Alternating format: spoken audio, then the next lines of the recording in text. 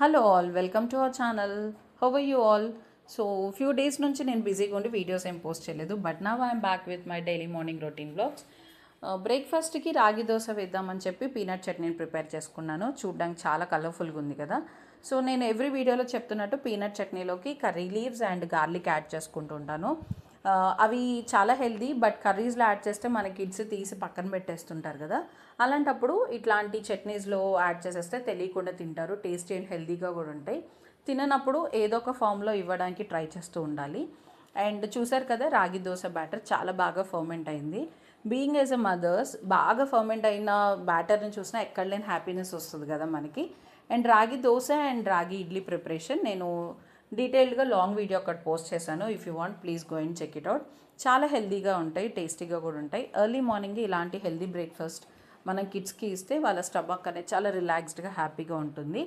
And some of the other way, నేను రాగి అనేది మా బేబీ డైట్లోకి ఎక్కువ ఇస్తుంటాను. లైక్ దోశ, ఇడ్లీ, సూప్, రాగి రైస్, జావా అట్లా. మా ఫ్యామిలీలో కిడ్స్ అందరికి ఎప్పుడు మేము రాగి అనేది ఎప్పుడు ఇంక్లూడ్ చేస్తుంటాము.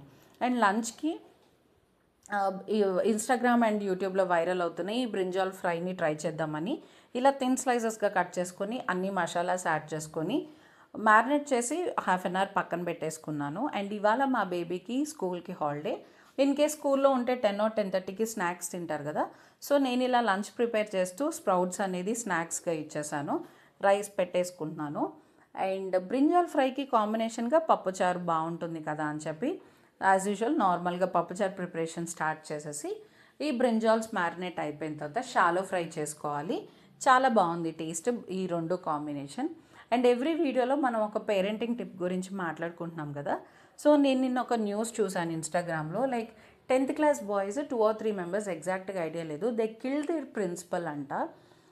అది కూడా నార్మల్గా కాదు, నైఫ్తో 27 స్టాబ్స్ చేసి ప్రిన్సిపల్ని కిల్ చేశారంటే జస్ట్ బికాస్ ఆఫ్ వీళ్ళు ఏదో మొబైల్ ఫోన్ తీసుకెళ్లారు అని చెప్పి ప్రిన్సిపల్ తిట్టడము సంథింగ్ లైక్ దట్ జరిగిందని. ఆ ఏజ్లో అంత క్రూయల్టీ ఎక్కడి నుంచి వస్తుందో తెలియట్లేదు. మేబీ ఇది చూసానేమో మా కిడ్ స్కూల్ నుంచి ఒక మెసేజ్ వచ్చింది, keep checking your kids bag before coming to school అని. సో ర్యాండమ్ అన్నెసరీ థింగ్స్ అనేది మన పిల్లలు పెట్టుకుంటుంటారు కదా. సో నాకు కూడా అది కరెక్ట్ అనిపించింది. ఇలాంటి ఐటమ్స్ అనే కాదు, లైక్ మన కిడ్స్కి కొంచెం ఎగ్జైట్మెంట్ ఎక్కువ ఉంటుంది. మన ఇంట్లో ఏదైనా కొత్త ఐటమ్ వస్తే వాళ్ళ ఫ్రెండ్స్కి చూపించాలని బ్యాగ్లో పెట్టుకుంటుంటారు. సో మన కిడ్ బ్యాగ్ అన్నిటిని ఒకసారి చెక్ చేస్తూ ఉండాలి మనం. అండ్ మన కిడ్స్తో అన్నీ ఓపెన్గా షేర్ చేసుకుంటూ ఉండాలి. వాళ్ళని కూడా ఓపెన్గా అన్నీ షేర్ చేసుకోమని చెప్తూ ఉండాలి. అండ్ మన కిడ్స్లో వస్తున్న బిహేవియర్ని నోటీస్ చేసుకుంటూ ఉండాలి. అప్పుడే మనం పేరెంటింగ్గా ఈ రెస్పాన్సిబిలిటీ తీసుకుంటే కొంచెం ఇలాంటి ప్రాబ్లమ్స్ అనేవి తగ్గుతాయి అని నా ఒపీనియన్. అండ్ ఆల్సో టీచర్స్ ఒక మాట తిట్టినా కొట్టినా మన కిడ్స్ ముందే వెళ్ళి టీచర్స్ని క్వశ్చన్ చేయడం, మీరు ఎందుకు కొట్టారు, మీరు ఎందుకు తిట్టారు అని.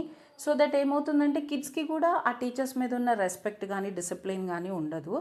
సో ఇలాంటివి ఏమైనా ఉంటే ఆఫ్టర్ కిడ్స్ లైక్ వాళ్ళు లేనప్పుడు మాట్లాడుకుంటుంటే కరెక్ట్గా ఉంటుందేమో అని నా ఒపీనియన్. సో లంచ్ అయితే రెడీ అయిపోయింది. నేను ఇలా వేడివేడిగా రైస్తో బ్రింజాల్ ఫ్రైని స్లైసెస్ యాడ్ చేసేసుకొని పప్పుచారు కూడా యాడ్ చేసుకొని గీ యాడ్ చేసుకొని చాలా బాగా సర్వ్ చేసుకున్నాను. చాలా బాగా అనిపించింది. ఈ కాంబినేషన్ ఒకసారి మీరు ట్రై చేయండి, చాలా టేస్టీగా అనిపించింది. So if you are liking my videos, please subscribe to my